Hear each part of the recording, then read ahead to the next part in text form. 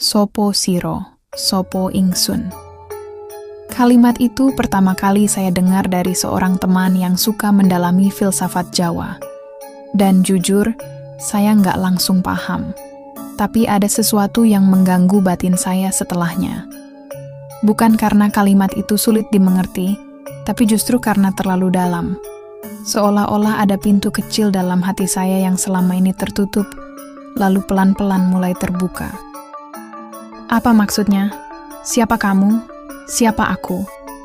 Kalau dibaca sekilas, ini seperti pertanyaan biasa. Tapi dalam filsafat Jawa, ini adalah pintu gerbang kesadaran. Bukan tentang mengenali orang lain, tapi mengenali diri sendiri. Dan ketika kita menyadari siapa diri sejati, barulah kita bisa mengenali yang maha sejati. Selama ini, hidup kita seperti diikat oleh rutinitas. Bangun pagi, kerja, pulang, main HP, tidur. Besoknya diulang lagi.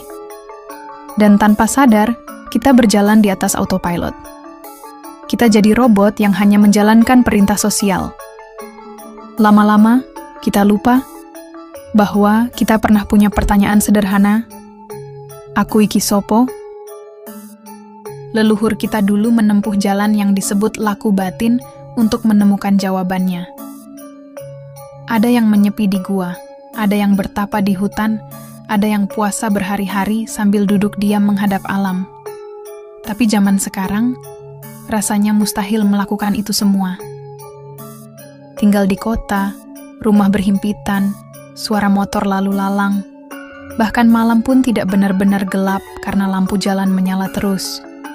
Tapi saya percaya, nilai-nilai dalam tapa brata itu bukan pada tempatnya, tapi pada kesadarannya. Saya mulai bereksperimen. Saya matikan lampu kamar, duduk diam. Saya coba hening sejenak. Awalnya canggung, tapi lama-lama saya menyadari sesuatu. Kita nggak butuh hutan untuk sepi. Kita cuma butuh berhenti dari kebisingan dalam pikiran kita sendiri. Dan di saat seperti itu, satu kalimat terngiang.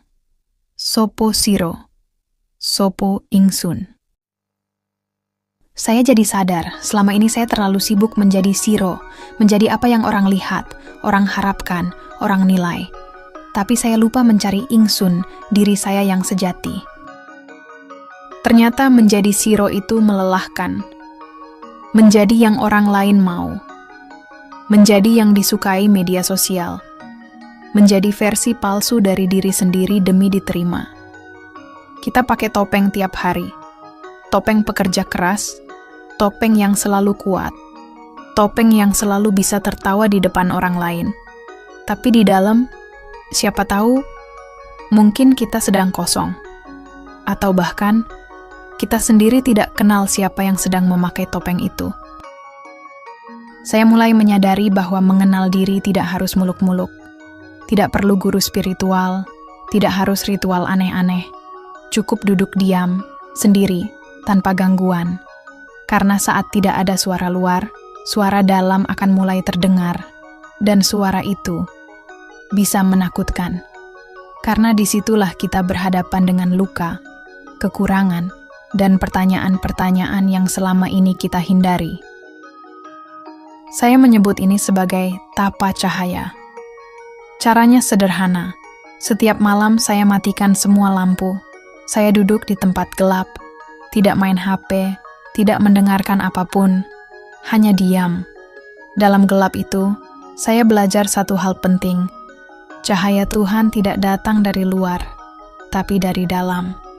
Karena gelap yang sesungguhnya bukan ruangan tanpa lampu.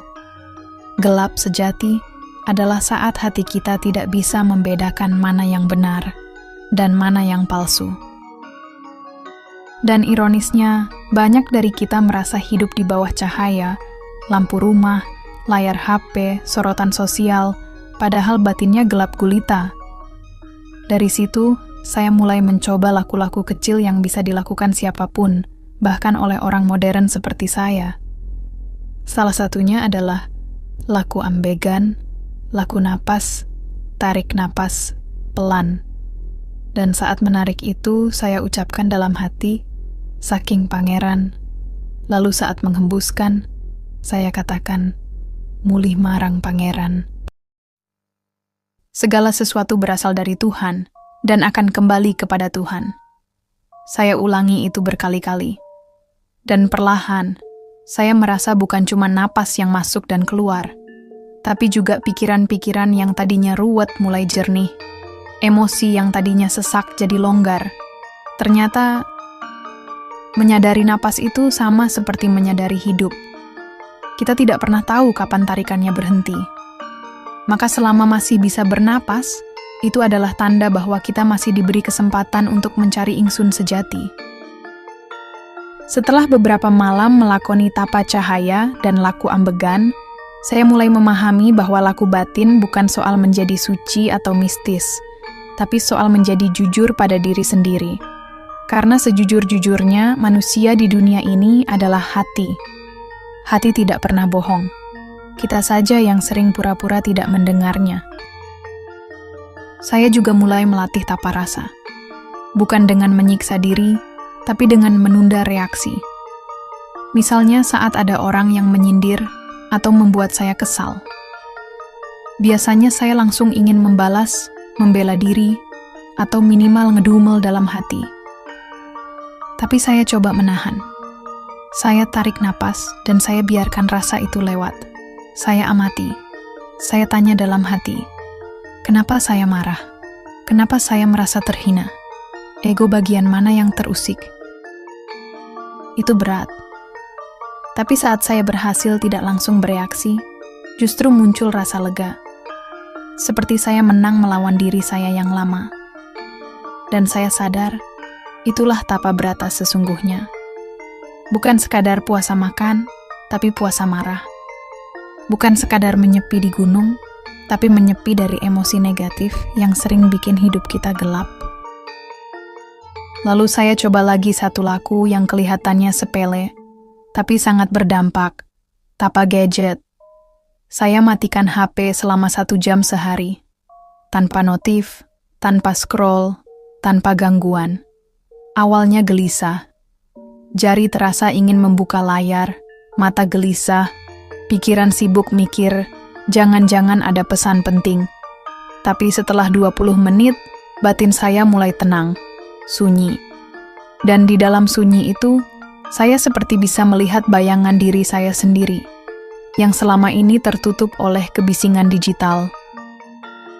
Saya sadar, banyak dari kita takut sendirian bukan karena sepi, tapi karena di saat sunyi itulah muncul semua pertanyaan yang kita hindari.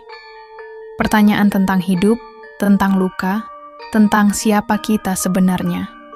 Tapi justru disitulah letak pertumbuhan. Disitulah ingsun memanggil. Dan jika kita terus menunda mendengarkannya, maka kita akan terus jadi Siro, yang sibuk memuaskan dunia luar, tapi kehilangan rumah di dalam diri. Saya mulai menyadari, keheningan itu bukan musuh. Justru dari situ kita bisa bertemu dengan diri sendiri yang sejati.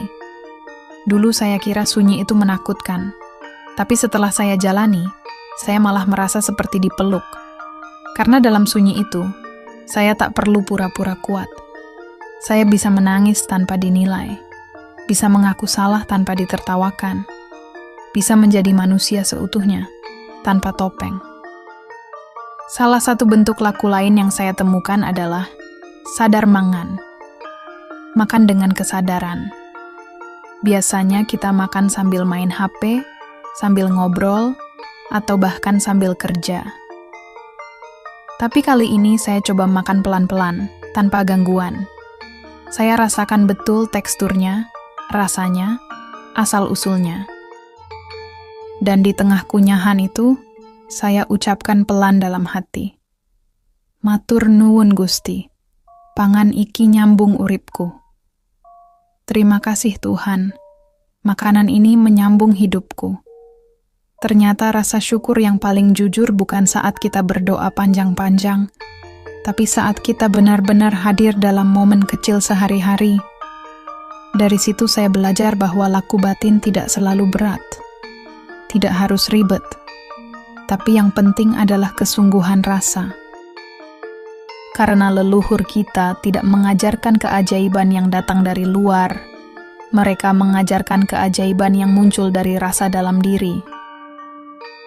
Saya pun jadi paham, kenapa dalam banyak ajaran Jawa, perjalanan spiritual itu selalu dimulai dengan mengenali ingsun, diri sejati, bukan untuk sombong, tapi justru supaya sadar bahwa kita ini kecil, bahwa kita hanya bagian dari semesta besar yang tidak pernah kita kuasai sepenuhnya. Dan saat kita benar-benar kenal siapa aku, maka kita juga akan lebih mudah mengenal siapa kamu, sesama manusia, tanpa prasangka, tanpa angkuh. Pelan-pelan, saya mulai mengerti bahwa sopo siro, sopo ingsun, bukan pertanyaan yang butuh jawaban cepat, tapi pertanyaan yang perlu kita bawa terus dalam hidup.